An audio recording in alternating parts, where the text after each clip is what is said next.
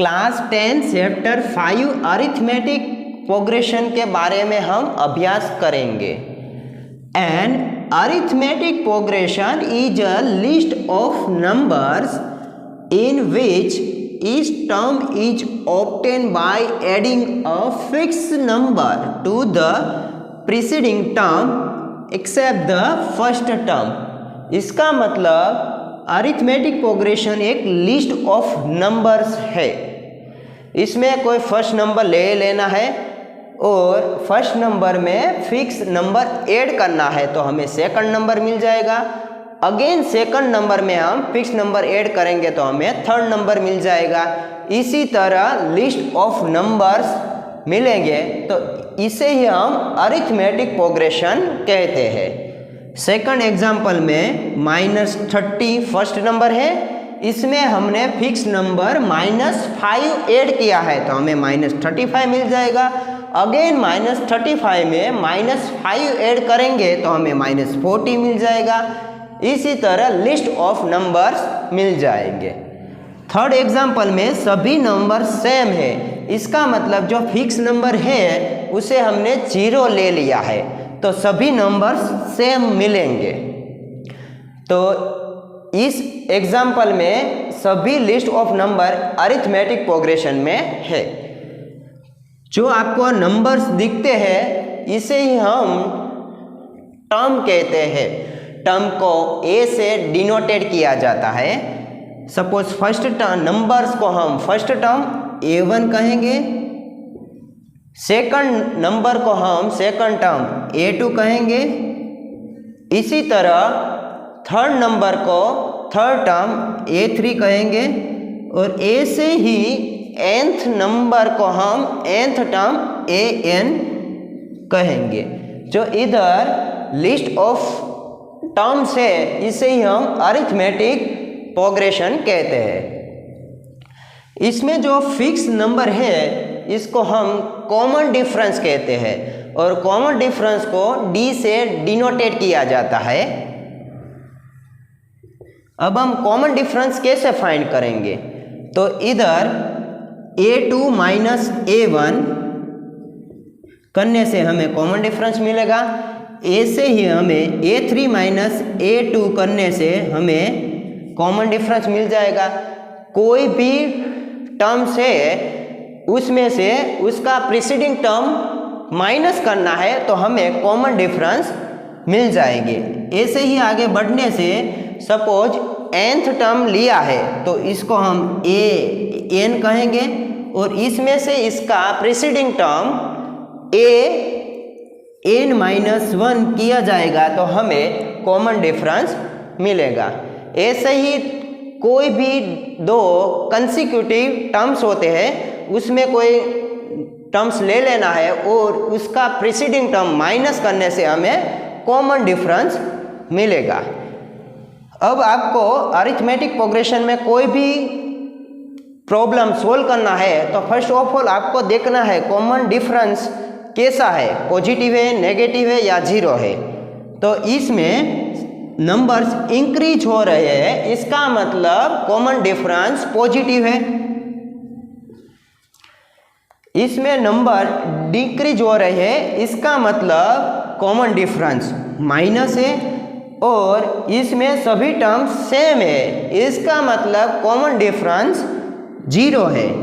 तो common fix number यानी कि कॉमन डिफरेंस पॉजिटिव, नेगेटिव और 0 भी हो सकते हैं। अब हम देखेंगे general form of an AP. Arithmetic progression में जो फर्स्ट टर्म A1 है इसको हम जनरली A कहते हैं। तो हमने फर्स्ट टर्म A लिख दिया। अब सेकंड टर्म कैसे फाइंड होगा तो फर्स्ट टर्म में कॉमन डिफरेंस ऐड करेंगे तो हमें सेकंड टर्म मिल जाएगा। फर्स्ट टर्म A है और इसमें कॉमन डिफरेंस D ऐड करेंगे तो A हमें सेकंड टर्म मिल गया। अब थर्ड टर्म कैसे मिलेगा तो सेकंड टर्म में कॉमन डिफरेंस ऐड करेंगे तो थर्ड टर्म मिल जाएगा। Second term A plus D और कॉमन डिफरेंस D ऐड करेंगे तो D प्लस D यानी कि 2D, A प्लस 2D। इसी तरह हम फोर्थ टर्म फाइंड करेंगे तो थर्ड टर्म में कॉमन डिफरेंस ऐड करेंगे 2d प्लस d यानी कि 3d, तो a प्लस 3d, ए से ही हमें नंबर्स ऑफ टर्म्स मिलेंगे। तो इसे ही हम general form of an AP कहते हैं। ए फर्स्ट टर्म है और डी कॉमन डिफरेंस है।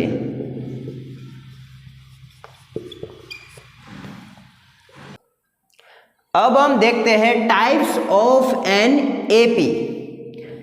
फाइनाइट एपी, फाइनाइट एपी में नंबर ऑफ टर्म्स फाइनाइट होते हैं एंड इस प्रकार की अरिथमेटिक प्रोग्रेशन में लास्ट टर्म गिवन होता है। एग्जाम्पल देखते हैं 30, 40, 50 एंड लास्ट टर्म हमें गिवन है 100, तो इसको हम फाइनाइट एपी कहते हैं।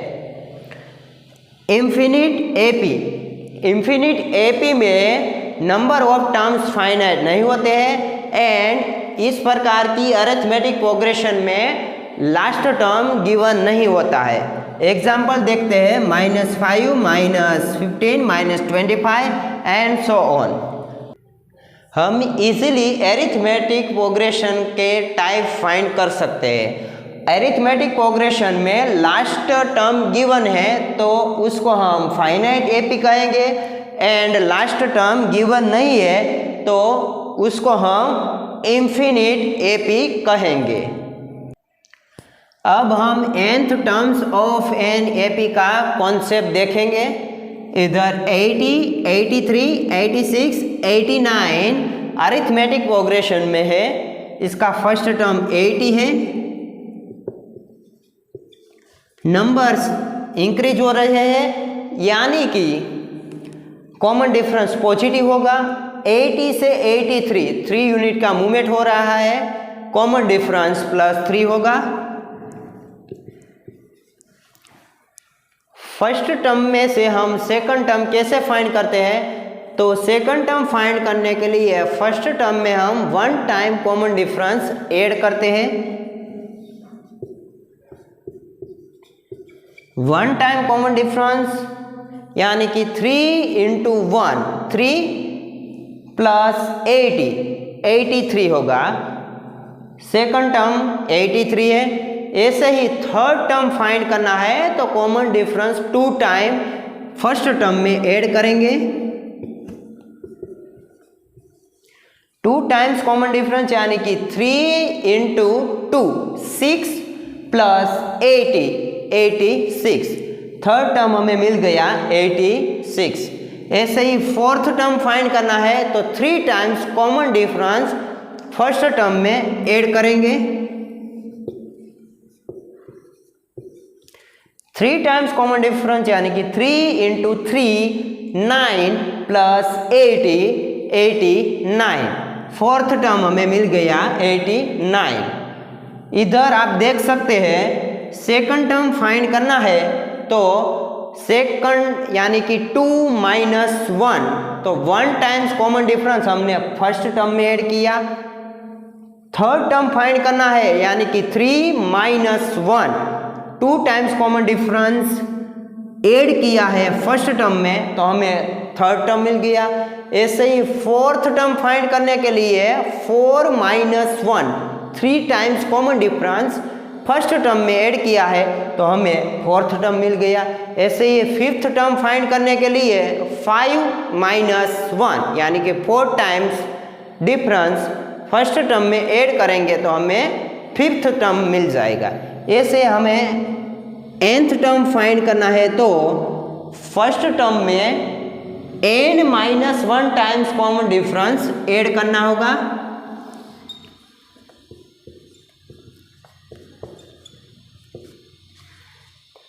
nth नंबर है तो उसमें से 1 माइनस करेंगे तो n-1 times common difference first term में ऐड करना है।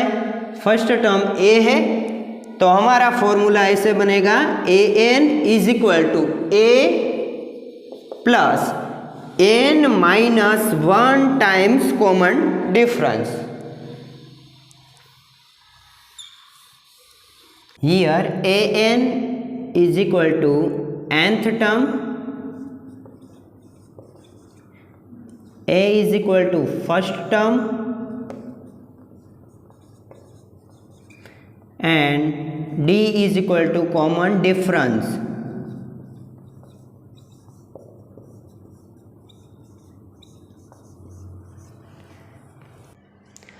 सम of first n terms of an AP का फॉर्मूला देखेंगे। s is equal to n by two bracket में 2a plus n minus 1 into d. Bracket में 2a को हम a plus a लिख सकते हैं plus n minus 1 into d. a plus n minus 1 into d को हम nth टर्म कहते हैं an a plus an। s is equal to n by two bracket में a प्लस an। जब भी एरिथमेटिक प्रोग्रेशन में nth टर्म दिया गया है, इसका मतलब लास्ट टर्म दिया गया है, तो हम an को l भी लिख सकते हैं last term. s is equal to n by two bracket में a plus l। Common difference नहीं है तब हम इस फॉर्मूला का यूज़ करेंगे। ऐसे ही कॉन्सेप्ट समझने के लिए वीडियो को लाइक कीजिए, शेयर कीजिए और चैनल को सब्सक्राइब कीजिए। Thank you.